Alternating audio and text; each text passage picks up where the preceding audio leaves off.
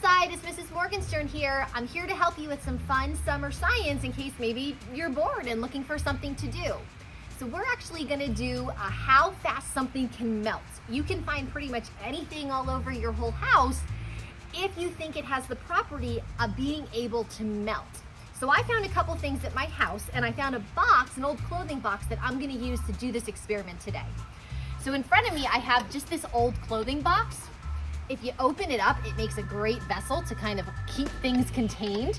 So all you need to do is really cut off the top of the box, and you can see that I have a couple supplies in there already.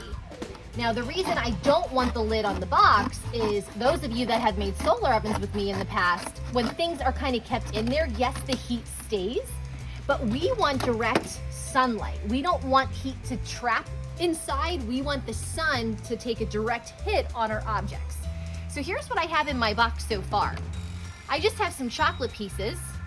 I have some chocolate with sprinkles because it made me think, would the ones that have sprinkles melt faster or slower?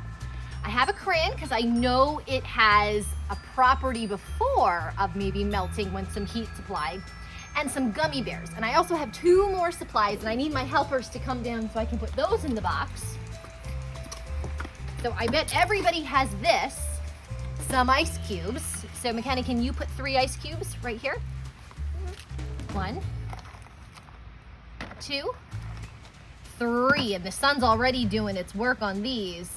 And then Maddie, actually we're gonna put these over here. And then Maddie has something that is probably maybe one of your favorite summer treats, ice cream. So Maddie, could you dump your ice cream right on there? So we're gonna let this sit out here, and we're gonna put a time lapse on for about 1 hour. And we're gonna see what happens to our 6 objects, and you can see they're getting direct sunlight and what they look like in an hour. So before the time lapse starts, make your prediction of what you think is gonna melt the fastest and what's gonna melt the slowest. All right, we'll see you in an hour. Bye, Hillside.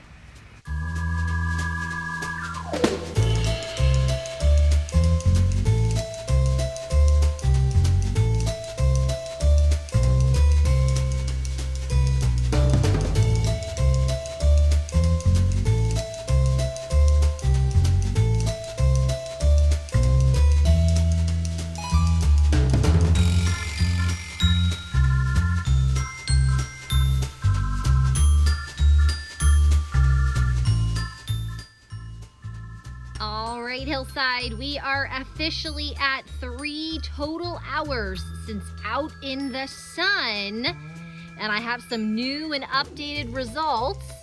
Although the chocolate still looks like it's in a whole shape, McKenna, give it a poke.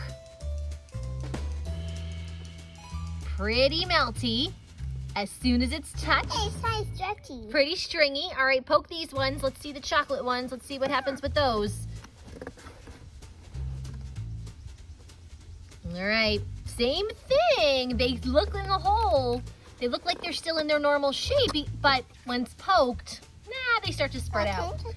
Now you still see the ice completely evaporated. The ice cream has almost like hardened. How does that feel, McKenna? Press it. It's like hard.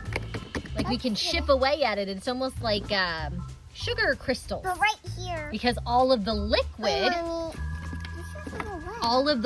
has evaporated out, and we're left with like the leftover sugar. The crayon is still standing pretty good. It's still pretty solid. Little squishy, but not melted.